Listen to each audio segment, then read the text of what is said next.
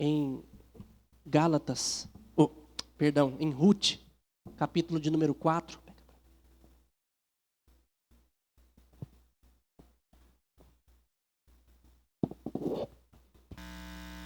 Ruth, capítulo de número 4. Obrigado.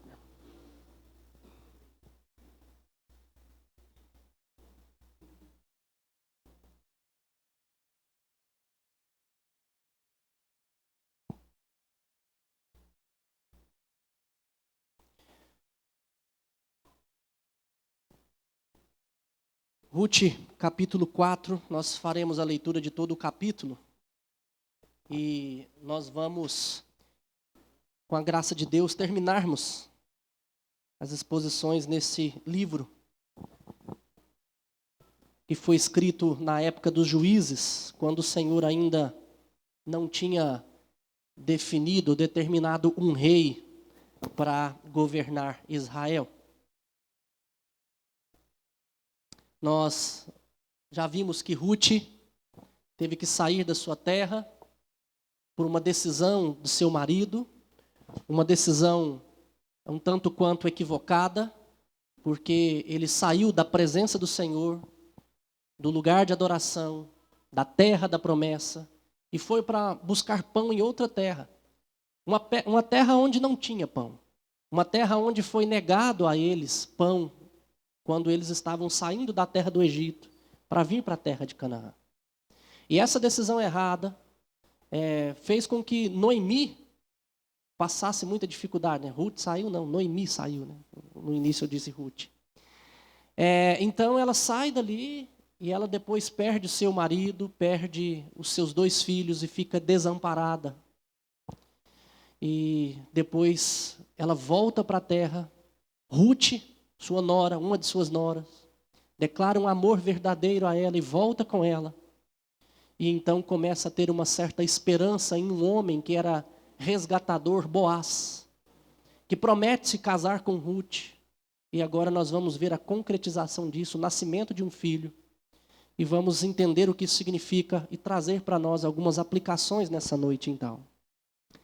Diz assim o texto: Boaz subiu à porta da cidade e assentou-se ali. Eis que o resgatador de que Boaz havia falado ia passando. Então lhe disse: ó fulano, chega-te para aqui e assenta-te. Ele se virou e se assentou. Lembra que no capítulo anterior, Ruth e Noemi fizeram uma estratégia para que Boaz pudesse se casar com Ruth. Ruth se deitou ali aos pés dele como uma serva e pediu a Boaz que casasse com ela. Estender a capa sobre ela, como ela disse no capítulo anterior, significava: casa-se comigo. E Boaz disse: olha, eu vou me casar com você, mas eu não posso fazer isso agora, porque antes de mim tem alguém que tem o direito de fazer isso. Para que eu case com você, essa outra pessoa precisa não querer casar, ele precisa abrir mão disso. Boaz era um homem bom que cumpria a lei. E então aqui Boaz vai até a cidade, e quando esse fulano, que era parente dele também, de Elimeleque, passa, ele o chama. Versículo 2: então Boaz tomou 10 homens dos anciãos da cidade e disse: assentai-vos aqui. E assentaram-se. Disse ao resgatador: aquela parte da terra que foi de Elimeleque, nosso irmão, Noemi, que tornou da terra dos moabitas, a tem para venda. Resolvi, pois, informar-te disso e dizer-te: compra na presença destes que estão assentados aqui e na de meu povo. Se queres resgatá-la, resgata-a.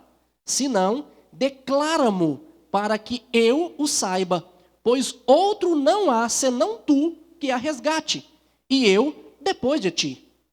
Respondeu ele: eu a resgatarei. Disse, porém, Boaz: no dia em que tomares a terra da mão de Noemi, também a tomarás da mão de Ruth, a moabita, já viúva, para suscitar o nome do esposo falecido sobre a herança dele. Assim funcionava naquele período. Quando uma mulher ficava viúva, para resgatar a terra, era necessário que resgatasse também a mulher, com o propósito de tornar perpétuo o nome do seu esposo.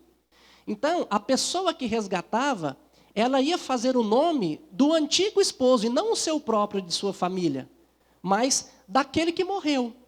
Assim que funcionava em Israel. Então, Boaz aqui fala para esse homem, olha, você quando resgatar a terra, lembra-se que você também está resgatando Ruth, ou seja, você vai ter que suscitar família em nome daquele que morreu, né? Nome do esposo de Ruth que faleceu.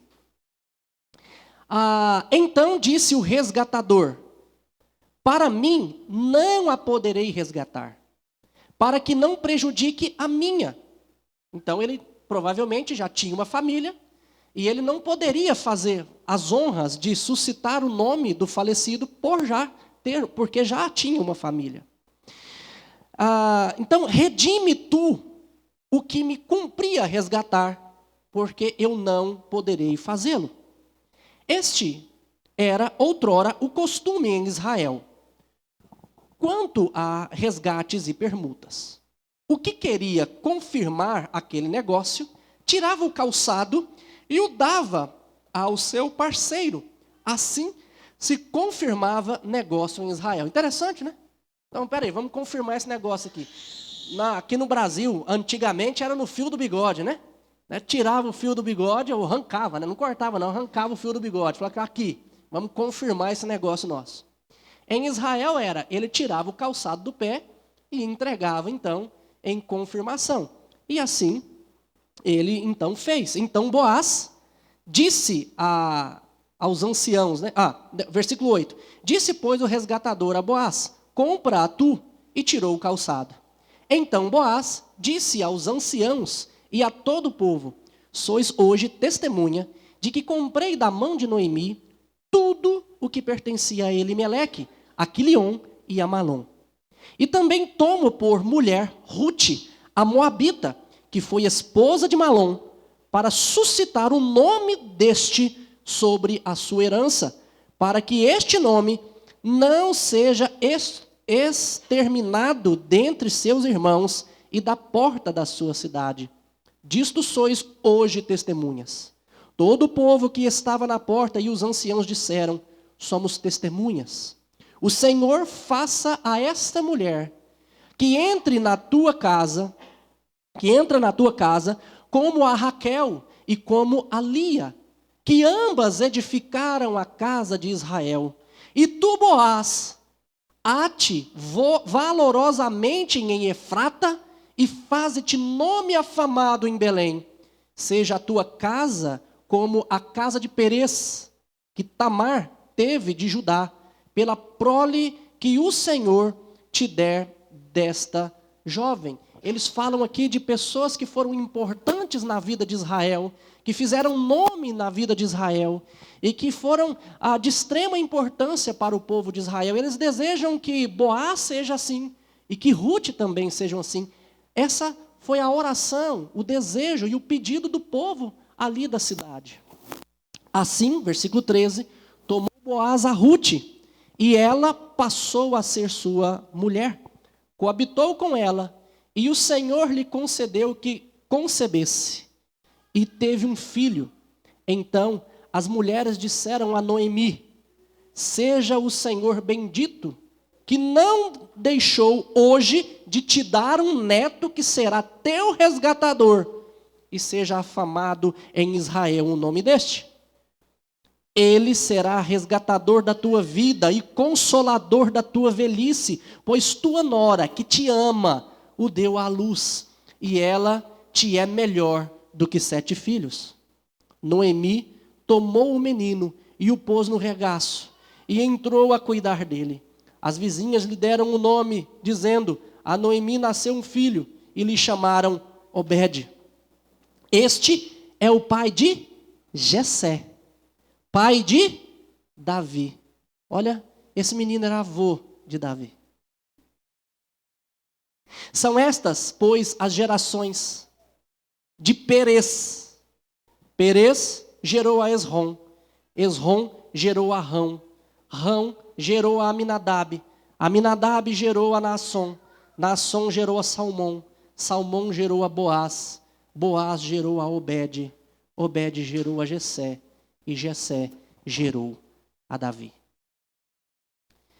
Meus irmãos, o que esse texto traz de importante para nós?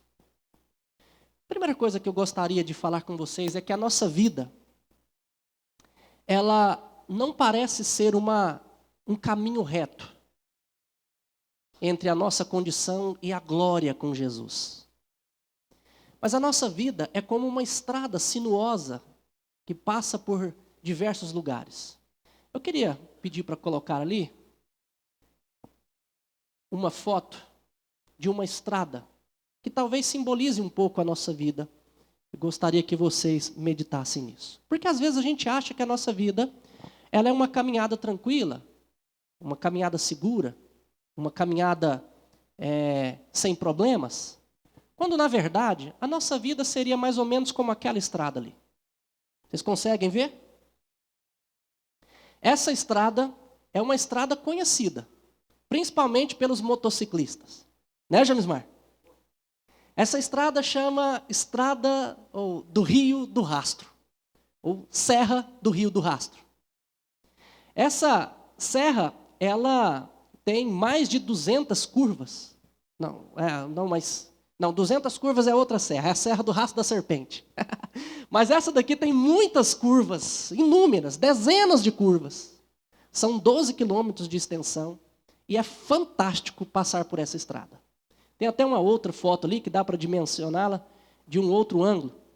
E quem é motociclista gosta muito de lá. Eu já fui nessa serra 5 vezes. Fica lá em Santa Catarina.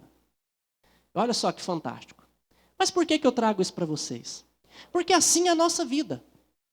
A nossa vida, irmãos, ela é cheia de curvas. Curvas traz imprevisibilidade. Uma serra tem despenhadeiros de um lado. Curvas sinuosas assim causam medo. A vida nos traz medo. Mas a vida também nos traz aventura. É muito gostoso caminhar num lugar daquele. Curva após curva, você descendo ou subindo. Às vezes tem uma cerração, uma neblina, que você não consegue enxergar a 10 metros à sua frente, e aquilo dá uma certa emoção. Eu sei que muitas pessoas têm medo, e jamais desceriam ali. Mas as pessoas que não caminham durante a vida por medo, elas perdem emoção, elas perdem coisas maravilhosas, imagens como esta.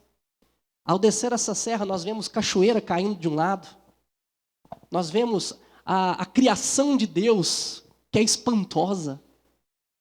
E assim é a nossa vida. A vida de Ruth, o caminho de Ruth, foi assim. Um caminho cheio de coisas imprevisíveis, cheio de dificuldade, mas também cheia de emoção. E a nossa vida é desta maneira. Acontece que muitas vezes pelo caminho nós encontramos algumas pedras. Isso acontece muito lá. Essa é uma imagem também da Serra do Rio do Rastro. Pedras que desmoronam. E nós podemos encontrar ao longo da nossa caminhada, e vamos encontrar ao longo da nossa caminhada, muitas pedras pelo caminho. Pedras difíceis de se remover. Pedras que às vezes podem nos fazer chorar. E às vezes você pode falar assim, pastor, o senhor tem coragem de passar aí? E se essas pedras caírem em cima de você, fala assim, mas Deus é soberano. Se tiver que cair em cima da gente, vai cair. Mas uma coisa a gente sabe, que é o Senhor quem coloca, que permite que pedras venham no meio do caminho. E meus irmãos, na nossa caminhada, nós encontramos muitas pedras. Pedras que podem ser causadas por causa do nosso pecado. Elimeleque saiu da terra, da presença do Senhor, ao invés de se arrependerem, não, ele preferiu buscar pão em outro lugar. E por conta disso, Noemi encontrou muitas pedras no caminho. Seu marido faleceu, os seus filhos faleceram. E Noemi voltou para casa, como ela mesma disse, amargurada, porque o Senhor tinha tirado tudo dela. E nós muitas vezes vamos encontrar assim pedras no caminho. Ela volta para casa, mas tem uma certa esperança quando encontra Boaz, e Boaz poderia casar-se com Ruth. Mas tem um empecilho aí, tem uma outra pedra no caminho. Boaz tem que pedi-la em casamento. Como é que eles iam fazer isso? Eles engendram, então, uma trama, não algo errado, mas algo bom. Eles pensam no futuro. Lembra domingo passado que eu disse para vocês que quando a gente só fica na amargura, na angústia, reclamando da vida, a gente não consegue ver o futuro, não consegue planejar. Enquanto Ruth estava amargurada em casa, a única coisa que ela sabia era sofrer. Mas quando ela viu a esperança, tirou essa amargura do seu coração, ela começou a planejar. E então Boaz pede Ruth em casamento. Boaz pede Ruth em casamento. Mas agora tem um outro problema. Que eu posso dizer para vocês que nem é uma pedra no caminho. Mas às vezes são homens trabalhando mesmo, fazendo aquilo que devem ser feito. Às vezes a gente chega lá na serra e encontra gente assim. Trabalhando, servindo, para melhorar a vida dos outros. Coisas de justiça. Quando Boaz pede Ruth em casamento, tinha um empecilho ali, que não era algo pecaminoso, não era pedras no caminho, mas era um homem que era resgatador antes de Boaz. Que Boaz não poderia fazer nada se esse homem fosse resgatar a terra juntamente com Ruth. Muitas vezes, irmãos, na nossa vida, nós somos impedidos de chegar a algum lugar, não é por conta de pecado. Muitas vezes nós não conseguimos algo que às vezes nós desejamos, não é por conta de pedras no caminho, mas é porque outra pessoa está fazendo justiça, está fazendo o seu trabalho. Muitas vezes isso acontece no nosso dia a dia, e nós precisamos lidar com isso. Saber que na nossa caminhada nós vamos caminhar e fazer uma curva atrás da outra, e curva após curva nós temos coisas imprevisíveis, às vezes pedra no caminho, às vezes pessoas trabalhando, de tal forma que a gente não consegue muitas vezes chegar onde nós gostaríamos, na hora que nós gostaríamos. E ao ler Ruth a primeira vez, quem não conhece a história, quando chega aqui, e Boaz fala para o resgatador, olha, você quer comprá-la? E o camarada diz, quero. Parece que dá um desespero em nós. Meu Deus! Boaz, esse homem bom. Ruth se arrisca ali nos pés dele, pede ele, fala para ele pedir-lhe em casamento. Ele diz, eu vou me casar contigo, mas agora o camarada o resgata. Mas aí quando o cara diz, eu não posso resgatá-la, e Boaz diz, eu vou casar. Ah, que bênção! E eles casam. Mas quem é muito atento no desenrolar da história, pode pensar, epa, mas existem mais pedras ainda nesse caminho. Ruth era estéril, meus irmãos. Ruth ficou 10 anos casada com Malom. Capítulo 1 nos diz isso. E ela não teve filhos, porque era estéril. Se ela não fosse estéril, com certeza, 10 anos de casamento tinha gerado pelo menos uns 4, 5 filhos. Mas ela não poderia ter filhos. Uma outra pedra no caminho. Mas nós vemos que aqui no texto, lá no versículo 13, o texto registra assim, que assim tomou Boaz a Ruth, e ela passou a ser sua mulher, coabitou com ela, e o Senhor lhe concedeu que concebesse. Meus irmãos, e aqui eu quero chamar a atenção de vocês então, para uma questão, que na sua vida e na minha vida, nós vamos encontrar sempre dificuldades pelo caminho. Sempre. Ora, são coisas naturais, do dia a dia, que outra pessoa está sendo abençoada por Deus. Às vezes você não vai chegar ao posto que você gostaria no seu trabalho porque tem outra pessoa mais qualificada, e isso é algo natural. A gente precisa aprender sobre isso. Às vezes eu não vou conseguir conquistar alguma coisa na minha vida porque Deus não tem aquilo para mim, não tem problema com o pecado, não tem problema com nada, mas eu simplesmente não vou chegar até lá.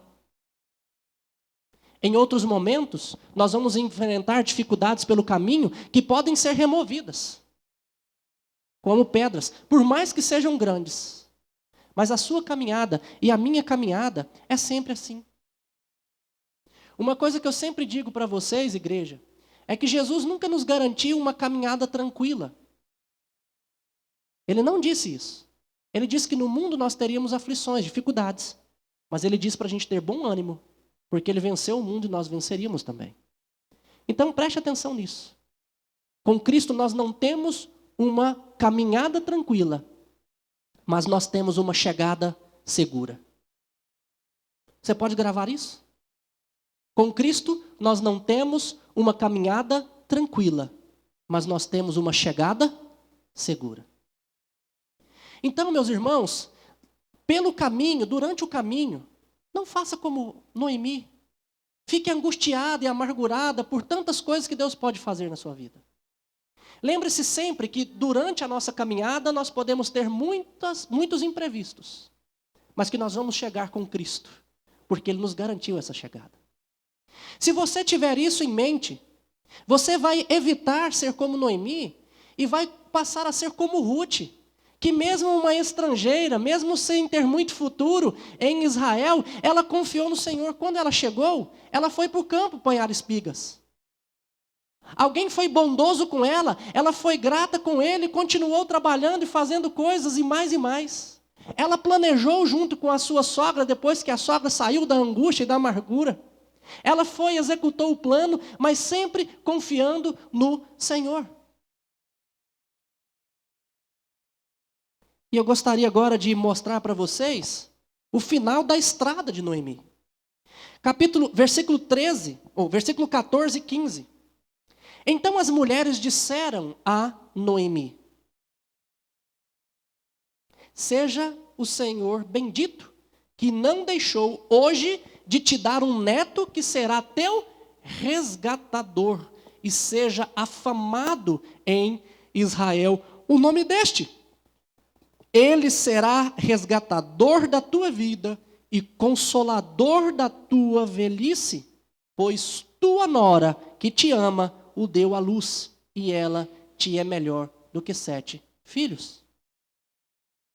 Quando Noemi chegou em Israel, novamente, ela chegou dizendo que Deus havia tirado dela tudo o que tinha. Mas agora, o final da caminhada de Noemi é Deus dando a ela alguém que a resgatasse, alguém que a consolasse na velhice, alguém que cuidasse dela. E Noemi tem alguém com ela, Ruth, que a ama e que lhe é melhor do que 7 filhos. E como fruto do ventre de Ruth, vem aquele que seria o resgatador, o consolador de Noemi. Meus irmãos, quando nós olhamos para esse texto, nós vemos como que Deus trabalha na vida do seu povo. Ele permite que muitas coisas aconteçam. Ele permite o sofrimento. Ele traz dificuldades para a vida do seu povo, de tal forma que às vezes a gente fica estarrecido. Meu Deus, como que ele pôde fazer isso? Mas no final, sempre dá certo. E ele está com o seu povo. O final do caminho de Noemi foi grandioso, maravilhoso, de tal forma que nem mesmo ela podia esperar. Agora, eu gostaria que você olhasse comigo para esse texto além da família de Noemi. Porque talvez, enquanto eles estavam passando por esses momentos, eles pudessem pensar só naquele momento ali. Mas quando nós olhamos para toda a Escritura, nós vemos que essa história trata não somente de uma família, mas vai muito além dessa família. O versículo 15 diz que ele, quem? A criança, Obed, ele será restaurador da tua vida e consolador da tua velhice. O versículo 14 diz que Deus, o Senhor, que seja bendito o Senhor, que não deixou hoje de dar a Noemi um resgatador. E quando ele fala de resgatador, ele não está falando de Boaz que casou-se com Ruth, mas está falando do filho. E o que é importante vocês entenderem é que assim como Deus, lá com Eva, havia dito que o fruto do ventre de Eva destruiria a serpente, assim também Deus está aqui mostrando que o fruto do ventre de Ruth seria o resgatador dela e de Israel. Mas esse fruto do ventre, é dito isso porque isso aconteceria até que viesse o Cristo. Quando seria dito para Maria, bendito o fruto do seu ventre, Jesus. Porque é esse Jesus que é o grande restaurador, resgatador de Israel. Lembra do texto que nós lemos na Escritura, em Gálatas, capítulo 3, versículo 13? Lemos na liturgia hoje. O que nós vimos lá? Gálatas, capítulo 3, versículo 13, que diz que Jesus nos resgatou da maldição da lei. Olha só, Cristo nos resgatou da maldição da lei, fazendo-se Ele próprio maldição em nosso lugar. Preste atenção, meu querido. O grande resgatador das nossas vidas é Cristo Jesus, que nos resgatou da maldição da lei. Lembre-se que Cristo é descendente de Davi. E esse menino que está nascendo, Obed, é pai de Jessé, que é pai de Davi, ou seja, ele é o avô de Davi. Noemi talvez não entendesse isso. Mas Deus estava trazendo ali, da sua linhagem, um homem que através dele viria o Cristo, que é resgatador das nossas vidas. E eu estou insistindo isso com você, meu querido, porque a história de Ruth é uma história que tem a ver com a nossa história. A história de Ruth é a nossa história. Nós que não éramos povo do Senhor, mas que o Senhor foi lá nos buscar e nos resgatar. Você e eu não merecíamos estar na presença dEle. Você e eu merecíamos o inferno, porque todos nós estávamos debaixo da maldição da lei. Então, a história de Ruth é uma história de resgate. É uma história onde Deus não deixa esta família sem alguém que pudesse ir lá e resgatá-los de onde eles estivessem. É a sua história e a minha história. Será que nós conseguimos enxergar além de nós mesmos? Será que nós conseguimos enxergar além da nossa casa, do nosso contexto, a história que Deus constrói sobre a nossa vida? E aqui é uma outra coisa que eu gostaria de chamar a atenção de você, exatamente disso, olharmos para além de nós. Se nós olharmos somente para a história de Noemi, nós poderíamos dizer, gente, mas por que Deus permitiu que Noemi sofresse tanto? Perdesse seu marido, perdesse seus filhos. Às vezes a gente fala isso, né? Olha, perder um pai e uma mãe. Perder um pai é melhor do que perder uma mãe. Tem muita gente que pensa assim. Porque parece que a mãe é mais íntima, né? Tudo bem. Agora, perder um filho, Noemi perdeu 2. Angustiada, amargurada por isso. Talvez a gente pense, gente, Deus não podia fazer diferente. Mas preste atenção. Olha só o que Deus faz. Deus tira Noemi de lá. Deus permite que o seu marido morra. Os seus filhos se casem. Permite que os seus filhos morram. Para que as suas noras ficassem viúvas. viúvas. E permite que uma delas volte, mas que a outra siga até Israel, para que ela pudesse se casar. E se casando pudesse ter um filho. E que desse filho viria Davi. E que da descendência de Davi viria o Cristo. Preste atenção. A nossa vida vai muito além de nós mesmos, meus irmãos. Às vezes a gente reclama de Deus fazer a gente sofrer por algumas coisas. Mas você já parou para pensar que às vezes por causa do nosso sofrimento, nós abençoamos outras pessoas? Às vezes nós sofremos tanto por causa dos nossos filhos, mas somos bênção na vida dos nossos filhos. Às vezes sofremos por problema de saúde ou por qualquer outra coisa. Mas Deus usa tudo isso para o bem de outras pessoas. Pastor, mas se Deus é Deus, por que Ele não pode fazer de outra maneira? Tem que ser através do sofrimento. E eu pergunto a você, não foi por meio de sofrimento que o próprio Deus veio resgatar a sua vida e a minha? Meus irmãos, Jesus sofreu para resgatar você e a mim. E muitas vezes nós não pensamos além de nós mesmos. Nós só pensamos que o nosso sofrimento é ruim, que Deus não podia deixar, nós não enxergamos além de nós mesmos. Quando nós vamos trabalhar, seja na igreja, seja em outro lugar, a gente só pensa em nós mesmos, não pensamos nos outros. Às vezes sofremos no trabalho para abençoar alguém e a gente pensa assim, eu nem sou remunerado bem por isso. Mas eu fui bênção na vida do outro. Nós precisamos pensar além de nós mesmos. A nossa história é a história de Ruth, nós fomos resgatados. Como Ruth, como Noemi e como o povo de Israel foi. Nós precisamos olhar para além da nossa própria história, porque Deus nos usa como instrumento, como usou Noemi, como usou Ruth, para abençoar outras pessoas. E eu posso não saber explicar para você por que Deus permite o sofrimento.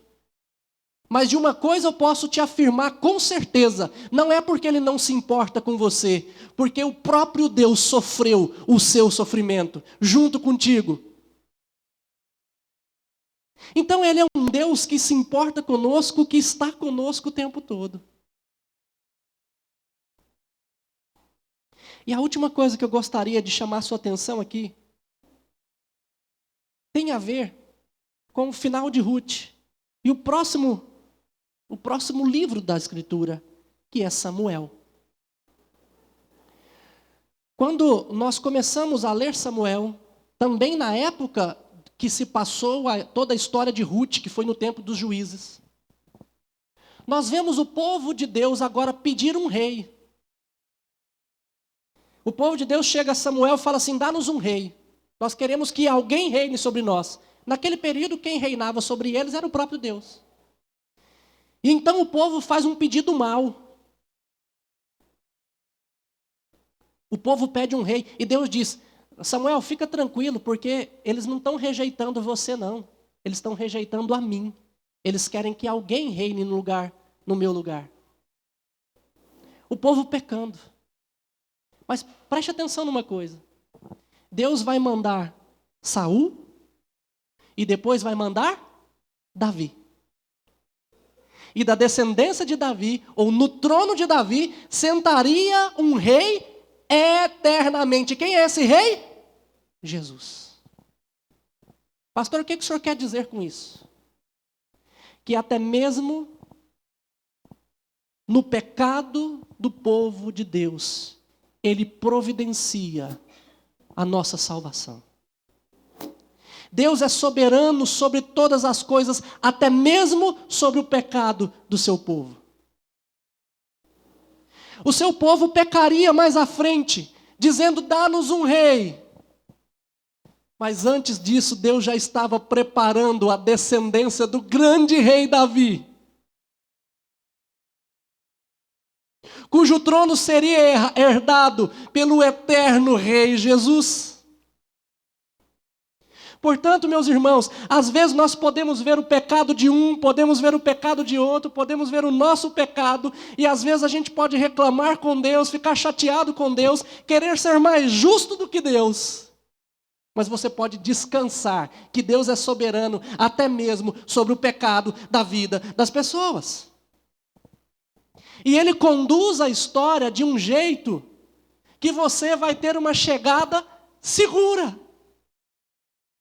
A sua vida pode ser pautada por uma história em que as pessoas façam injustiça com você, que as pessoas pequem contra você, que você veja o pecado dos outros, que você mesmo seja um pecador que não consiga às vezes vencer como você gostaria vencer o pecado, mas você pode descansar. Não estou dizendo descansar para pecar, mas eu estou querendo dizer que você pode descansar, que em meio à injustiça do mundo, Deus está trabalhando para que as coisas aconteçam. Lembra de José?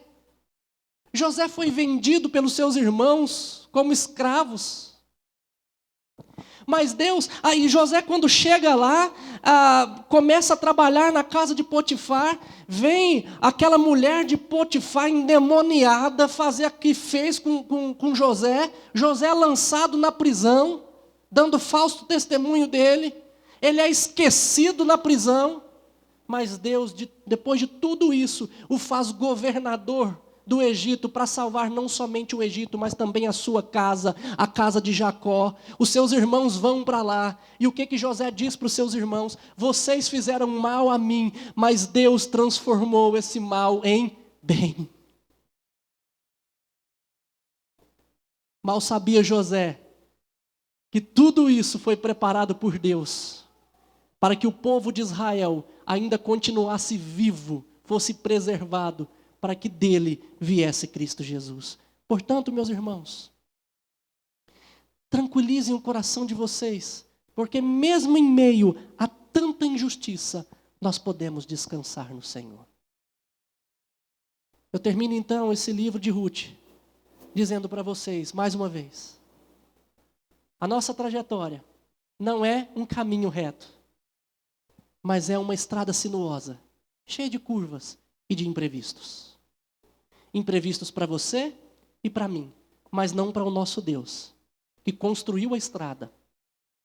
E não somente a criou, mas cuida dela, e é soberano sobre ela. E é Ele quem segura as pedras, ou quem permite que as pedras caiam. É Ele quem envia os homens para trabalhar nessa estrada.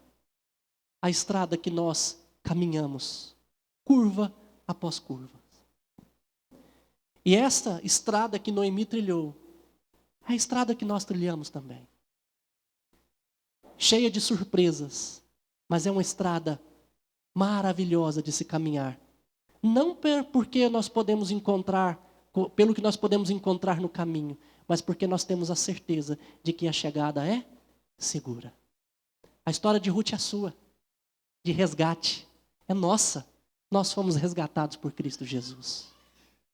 Nós podemos sofrer, podemos ter diversas dificuldades, mas lembre-se, a história vai além de nós. É a história do povo de Deus. E nós servimos no meio desse povo de Deus.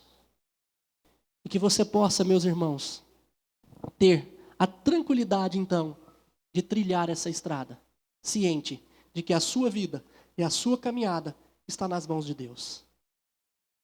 Vamos nos colocar de pé. Deus, nós queremos agradecer ao Senhor e louvar ao Senhor por tudo que o Senhor tem feito nas nossas vidas, já fez por nós. Queremos louvar ao Senhor pela bênção de poder olhar para o livro de Ruth e ver que o Senhor é soberano sobre todas as coisas, que cuida de nós, que nos ama e que usa o teu povo, nos usa também como instrumento em suas mãos, para que uma história maravilhosa seja escrita, uma história de redenção, de resgate, uma história de muita luta e dificuldade na caminhada, mas de tranquilidade, de bênção, de glória na chegada, porque a chegada é com Cristo Jesus. Que essa igreja possa descansar sempre no Senhor, que essa igreja possa aprender com essa história de Ruth, a descansar na providência do Senhor, a entender que as pedras no caminho podem ser muitas, mas o Senhor sempre as remove e o Senhor sempre está conosco. Que a gente não possa sentar no caminho vendo as pedras e chorar e reclamar, por que que o Senhor fez isso? Não, mas que a gente possa trabalhar, buscar ajuda para remover as pedras e continuar caminhando. Que quando nós encontrarmos no caminho pessoas trabalhando, que a gente possa ficar tranquilos e esperar que a obra seja feita e depois a gente continuar a nossa caminhada, porque a gente sabe que a chegada é com o Senhor Jesus. Que a nossa viagem durante essa vida seja uma viagem de surpresas, seja uma viagem de coisas boas, ruins, dificuldades, facilidades, choro e alegria, mas que seja sempre caminhada junto com o Senhor, na presença do Senhor, dando glórias ao Senhor, confiando no Senhor, conversando contigo, ouvindo os seus ensinos, os seus conselhos, para que durante essa caminhada a gente possa sempre sentir que não estamos sozinhos, mas que o Senhor está conosco. E agora, Igreja do Senhor Jesus, que o amor de Deus o Pai, de Cristo Jesus o Filho, e a consolação do Espírito Santo repouse sobre vós hoje e para todo sempre, povo de Deus aqui nesse lugar, e todo o seu povo espalhado pela face da terra, para a honra e glória dele, em nome de Jesus. Amém. Não vá embora, vamos agora tomar